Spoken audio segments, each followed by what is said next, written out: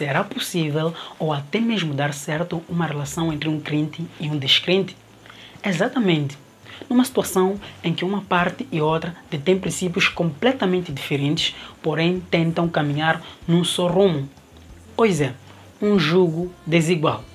Seja bem-vindo ao meu canal do YouTube, meu nome é Shabana Aleixo e, como prometido, trago o desenrolar de diversos assuntos relevantes para a sociedade que de alguma forma transformam nossos desafios em oportunidades.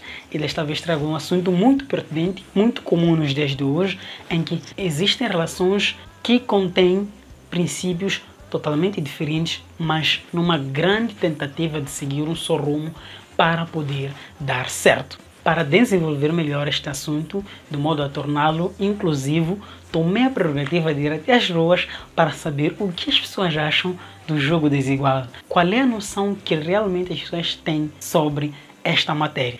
Enquanto alguns acham algo totalmente normal, apesar das partes de terem princípios completamente diferentes, porém, com respeito mútuo, afirmam que sim, é possível, encontrando também uma grande oportunidade e até responsabilidade para evangelizar o companheiro ou a companheira descrente de tal forma que consiga ganhar almas e fazer com que essa relação dê certo. O que acha de uma relação entre um crente e um descrente?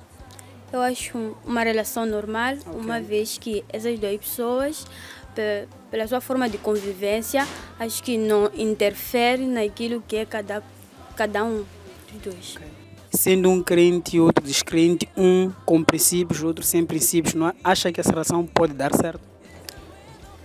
Eu acho que sim, uma vez que cada um não possa interferir na relação dos outros, cada um tem que ter os seus princípios, desde que nenhum abandone os seus princípios.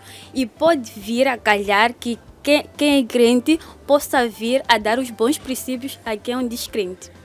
Eu não tenho nada contra, mas eu penso que seja bom e é uma grande responsabilidade que Deus coloca nos à frente. Porque nós temos que ganhar almas, nós temos que evangelizar. E nós evangelizamos para pessoas que não estão na vida cristã ou não estão dentro da igreja. É uma responsabilidade, porém é bom porque é um desafio que nós temos e nós temos que ter a capacidade de puxar aquela pessoa para a igreja. Eu acho que é difícil, né? Porque os dois não comungam das mesmas ideias, não sei o quê. Mas também não é tão difícil a ponto de os dois não chegarem a um consenso. O que isso quer dizer? Que se o crente, aquela questão de que nós temos que evangelizar, não sei o quê.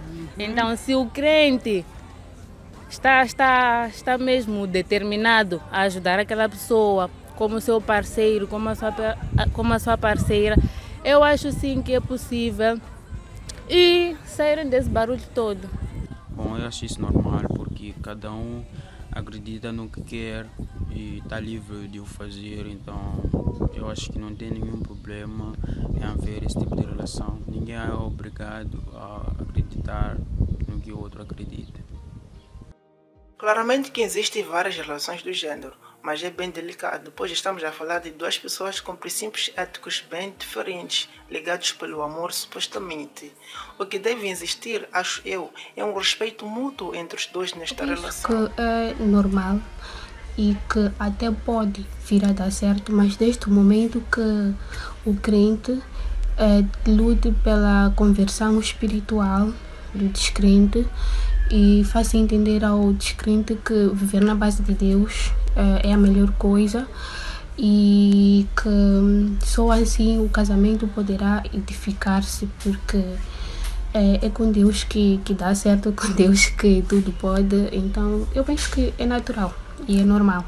Outros afirmam categoricamente que pode ser um grande equívoco, na medida em que uma relação em que as partes detêm princípios completamente diferentes, que não sejam bíblicos, pode divergir dentro da relação naquilo que é a tomada de decisões. Afinal de contas, são as decisões dentro da relação que ditam o seu rumo e como é que deve ser o seu desenrolar. Em relação ao jogo desigual, eu acho que não é uma boa ideia, porque a Bíblia é muito clara em relação a esse assunto. Ela diz que não os prendais a um jogo desigual. Então não é muito sábio optar por esse caminho. Se a relação conjugal já por si só é um desafio, Imagina isso associado ao jogo desigual. Eu acredito que a relação vai se tornar um campo de batalha, porque as pessoas vão divergir na tomada de decisões importantes para eles os dois. Um vai puxar para aquilo que é a sua crença e o outro vai puxar para aquela que é a crença dele. Eu acho que a resposta a esse debate é simples, né? A Bíblia em si fala sobre isso, né? Numa das suas cartas, o apóstolo Paulo falou sobre isso. Ele disse que as pessoas não deviam se pôr em julgo desigual com descrentes. O que isso significa, né? De forma simples, vou tentar exemplificar, ilustrar. Imaginemos que você vai para a sua machamba e leva um boi e um cabrito para lavrarem juntos. O que acha que vai acontecer? Com certeza o cabrito não vai aguentar. Um cansa primeiro, né? Nice. É o mesmo com o relacionamento entre um cristão e um não cristão. Então não deve ser. Não dá certo. Esse é o fato, né? Nunca dá certo, né? Porque as pessoas não comungam de mesmos princípios, né? Chega domingo, o Shabani quer ir à igreja e o outro vai beber. Olha só, né? Então geralmente não dá certo. Então, por isso que o próprio Jesus Cristo disse, né? Casem-se somente no Senhor. E você deste lado, depois de confirmar essas opiniões sobre esta matéria, acha possível ou impossível engrenar num jogo desigual? Bom, eu também tive as minhas dúvidas sobre a matéria e para esclarecer melhor, fui até um especialista na matéria que de forma bíblica e categórica deixou o seu parecer sobre como é que deve ser tratado este assunto. Acompanhe. Crente e descrente até podem se casar e viverem muito bem, é relativo, né? Mas existem factos que não favorecem essa relação. A Bíblia, que é a nossa regra de fé e conduta, não permite, não autoriza o crente casar-se com descrente. Paulo usa um termo muito interessante, né?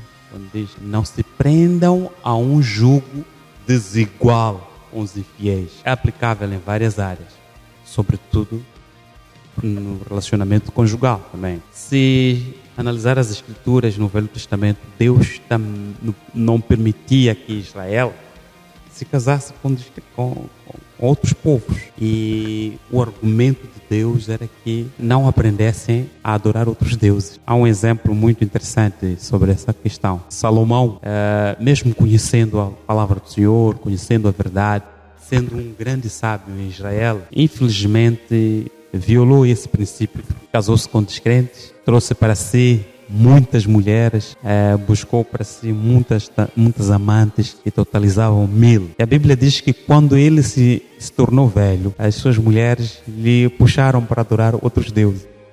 E Deus conhece esse perigo, por isso, para nos prevenir, ele colocou esse princípio: não nos prendermos a um jugo desigual com os infiéis. O apóstolo Paulo, na primeira carta aos Coríntios, capítulo 7, né, falando da mulher viúva, diz que ela está livre de se casar com quem quiser, mas coloca sublinha uma questão, sublinha esse princípio, dizendo: desde que seja no Senhor, né?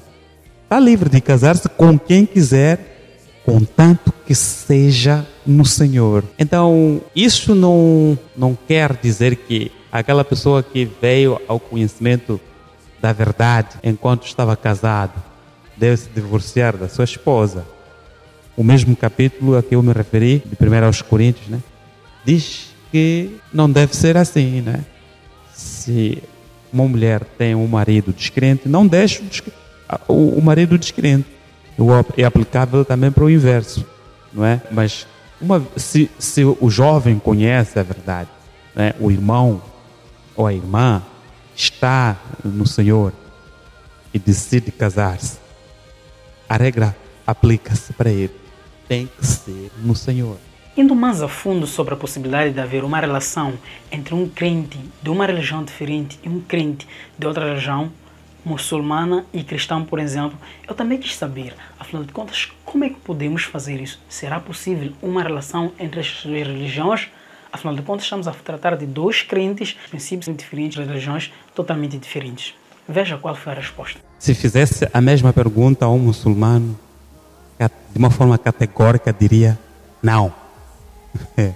Agora, a pergunta dirigida a mim, sou obrigado a analisar a questão, né? Olha, o que nos conduz, o que nos rege, na verdade, são os princípios doutrinários. Quando os princípios doutrinários são diferentes, estamos perante um jugo desigual. Há uma pergunta que a Bíblia faz: poderão, porventura, duas pessoas andarem juntas se não estiverem de acordo? Não há como andarem no mesmo caminho. É necessário que se fale uma língua, a mesma linguagem. Então, se uma religião, por exemplo, né, defende a adoração aos mortos e a minha não defende, e eu creio que a palavra de Deus condena isso, é óbvio que quando chegar o momento de a minha parte, o meu cônjuge, ver a necessidade de prestar algum culto, alguma reverência a algum morto, a algum antepassado, eu vou me sentir constrangido. Ou vai me forçar a ir para lá, ou aquela pessoa será, de alguma forma, forçada ou influenciada a vir para o meu lado. Então, há desigualdade de fato, não convém. A não ser que sejam casos de igrejas de denominações diferentes, mas a falarem mesma língua. Estou a falar denominações diferentes que advogam mesmos princípios doutrinários. Fiquei numa dúvida. Tentando e considerando que muitas vezes o que faz embarcar nestas relações de julgo desigual é o sentimento, eu quis saber de forma minuciosa como é que podemos lidar com uma situação de alguém que diz: olha, eu o amo, eu nutro um sentimento por ele, então vou entrar na relação na tentativa de evangelizá-lo. Querendo assim saber qual é o conselho que o nosso especialista deixa para estas pessoas. Afinal de contas, há quem diga: o sentimento é grande e ninguém manda nos sentimentos. Veja qual foi a resposta. Como perguntaria a Paulo, né? De onde sabe o homem se vai trazer o seu marido, a sua esposa, ao arrependimento, ou vice-versa? Olha, essa tarefa de convencer não é nossa, não é humana. Eu posso até ser bom nessa matéria, mas quando o assunto entra na questão espiritual, convencer é tarefa do Espírito Santo. É preferível fazer esse trabalho antes de se casar, porque depois do casamento você já tem um pacto com aquela pessoa, né? E pacto é algo sério. Acordos são matérias muito sérias, devem ser respeitados. Há princípios que devem ser respeitados no acordo, no pacto, numa aliança. Então, sentimento, perguntou, nenhum sentimento deve estar acima da vontade de Deus. Eu tenho meus sentimentos, mas nem todos os meus sentimentos são de acordo com os sentimentos de Deus. E se então os meus sentimentos forem opostos aos sentimentos de Deus, estarei na linha vermelha, né? Estarei numa linha contínua, estarei diante de um sinal vermelho, não devo passar. O processo de mudança espiritual não é produto das habilidades humanas, mas sim o Espírito de Deus é que opera dentro de nós, nos convencendo do pecado, da justiça e do juízo. Até posso, quem sabe, convencer, mas a probabilidade de não conseguir convencer a pessoa está lá. Minha tarefa é falar a verdade à pessoa. Se a pessoa se sentir convencida, é que toma o rumo que eu estou a tomar. Mas isso pode não acontecer. E sabemos muito bem. Sabemos muito bem disso. Enfim, podemos perceber de forma clara que a Bíblia é categórica a afirmar sobre esse assunto, dizendo que luz e trevas não podem se mostrar na medida em que um princípio, diferentemente do outro princípio, e se um for de Deus e o outro não, podem criar uma tremenda confusão dentro da relação, fazendo com que esta mesma não produza frutos. Acredito que deste lado deve ter ficado o essencial sobre esta matéria e acredito também que a partir de hoje tenderá a tomar uma certa diligência antes de envolver-se numa relação e desta forma seguir um caminho são. E o meu conselho para si é que siga os princípios de Deus. Os princípios bíblicos são eles que nos regem, são eles que fazem com que falemos a mesma língua com a nossa parceira, de tal forma que os frutos desta relação sejam totalmente saborosos. Enfim, eu quis dividir esse assunto com vocês porque eu sei que é um assunto bastante pertinente e comum nos dias de hoje. Tem uma sugestão de um assunto bom para poder abordar aqui neste canal? Deixa aí nos comentários e deixa o seu like. E se ainda não subscreveu neste canal, subscreva e fique ligado a todos os assuntos relevantes para a sociedade. Muito obrigado. Desafios são oportunidades.